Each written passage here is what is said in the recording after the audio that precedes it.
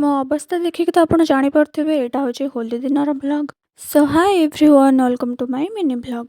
ହୋଲି ଦିନ ଛୁଟି ଥିଲା ବୋଲି ଭାବିଥିଲି ଟିକେ ଲେଟ୍ ଯାଏଁ ଶୋଇବି, ହେଲେ ମୋ ଭଉଣୀମାନେ ଆସିକି ମୋତେ ଅଧା ନିଦରୁ ଉଠେଇଦେଲେ।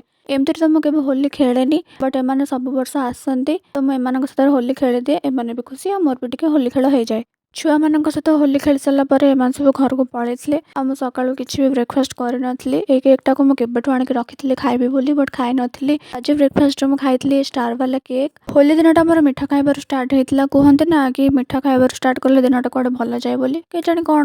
କିନ୍ତୁ ଏ କେକ୍ର ଟେଷ୍ଟଟା ଆକ୍ଚୁଆଲିରେ ବହୁତ ହି ବଢ଼ିଆ ଥିଲା। ଦେନ୍ ପଳେଇ ଆସିଥିଲା ମୋ ସାଙ୍ଗ ସୁସ୍ମିତା। ଆମେ ହୋଲି ଖେଳି ନଥିଲୁ କିନ୍ତୁ ଫଟୋ ଭିଡ଼ିଓ ନେବୁ ବୋଲିକି ଏମିତି ରଙ୍ଗ ବୋଳାବୋଳି ହେଇଯାଇଥିଲୁ।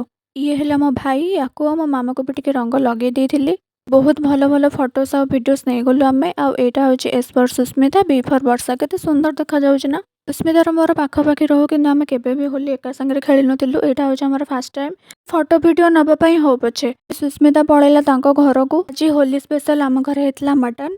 ଆମେ ହୋଲି ଖେଳିଲା ଭିତରେ ମୋ ମାମା ଅଲରେଡ଼ି ପ୍ରିପାରେସନ୍ ଷ୍ଟାର୍ଟ କରିଦେଇଥିଲା। ମଟନ୍ କଷା ରେଡ଼ି ହେଇଯାଇଥିଲା ଆଉ ମୁଁ ଟେଷ୍ଟ ନ କଲେ କେମିତି ହେବ। ମୋ ମାମା ଏଠି ମୋ ପାଇଁକି ମଟନ୍ କଷା ନେଇ ଆସିଥିଲା। ମୁଁ ଏଠି ଖାଇଥିଲି ଆଉ ମୋ ମାମା ହାତ ରୋଷେଇ ମୋତେ ସବୁବେଳେ ଭଲ ଲାଗେ, ଏଥିରେ ନୋ ଡାଉଟ୍। ସେତେବେଳକୁ ତରକାରୀ ବି ହେଇଯାଇଥିଲା ଆଉ ମୋ ମାମା ତାକୁ ବାଡ଼ିକି ବି ନେଇ ଆସିଥିଲା। ଏଠି ଗୋଟେ ପାଗ ବନେଇକି ଆମେ ମାମାର ମୋର ବସି ପଡ଼ିଥିଲୁ ଖାଇବା ପାଇଁ। ଆଉ ତରକାରୀଟା କେତେ ଟେଷ୍ଟି ଦେଖାଯାଉଛି। ତରକାରୀର ଟେଷ୍ଟ ଆକ୍ଚୁଆଲିରେ ବି ବହୁତ ହି ବଢ଼ିଆ ଥିଲା।